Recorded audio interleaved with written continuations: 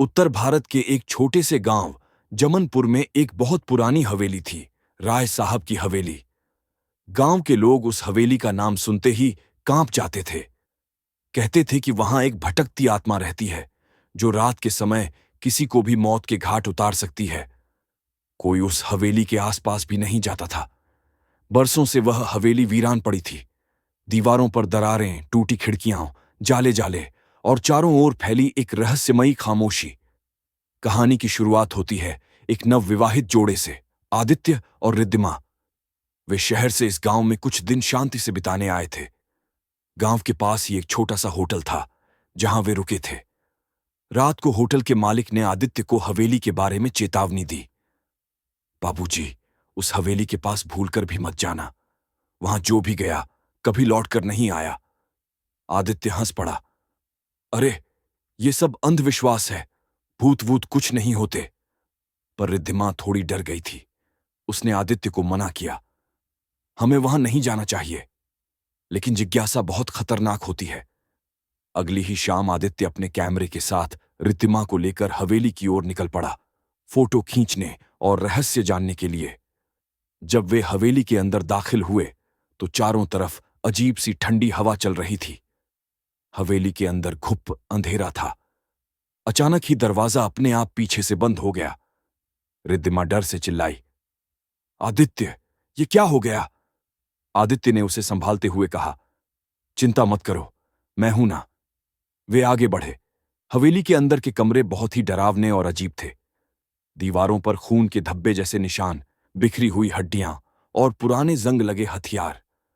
तभी अचानक एक स्त्री की बहुत ही कराहती और डरावनी आवाज आई, क्यों आए हो मेरी मौत की कहानी सुनने? अब तो यहीं रुकना पड़ेगा, सदा के लिए। रिद्धिमा डर के मारे कांपने लगी। उन्होंने देखा, सीढ़ियों पर एक सफेद साड़ी में लिपटी एक औरत खड़ी थी, जिसका चेहरा खून से सना था, बाल बिखरे हुए और आंखें लाल अंगारे जैसी। वह औरत थी चंदा, राय साहब की पहली पत्नी।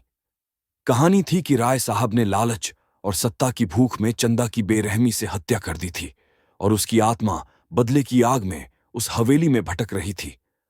चंदा की आत्मा धीरे धीरे हवा में तैरती हुई उनकी तरफ बढ़ रही थी।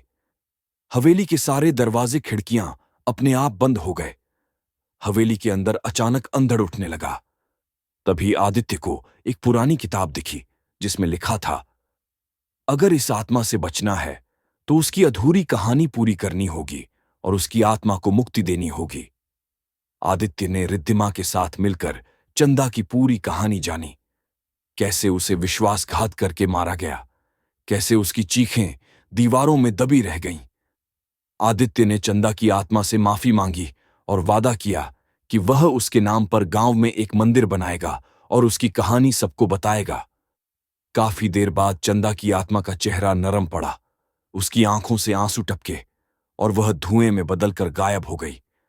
धीरे धीरे हवेली की दीवारें टूटने लगीं, जैसे कोई बहुत पुराना श्राप टूट रहा हो। आदित्य और रिद्धिमा जान बचाकर हवेली से बाहर आए। अगली सुबह उन्होंने गांव वालों को सब सच बताया और चंदा के नाम पर मंदिर बनवाया। आज भी गांव के लोग कहते हैं, अगर ईमानदारी और सच्चाई से आत्मा की पीड़ा समझो तो वह भी शांति पा लेती है।